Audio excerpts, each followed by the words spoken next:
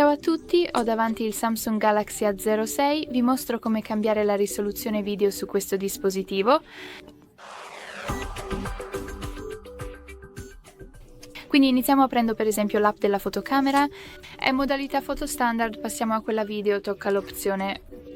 E ora tutto ciò che dobbiamo fare è dare un'occhiata a questa opzione, la seconda opzione da destra.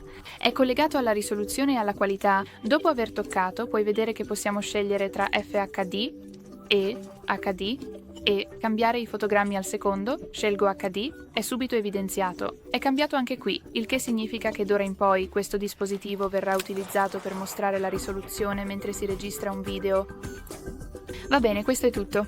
Grazie per aver guardato. Spero che questo video sia stato utile e se lo è stato, per favore premi il pulsante di iscrizione e lascia un mi piace.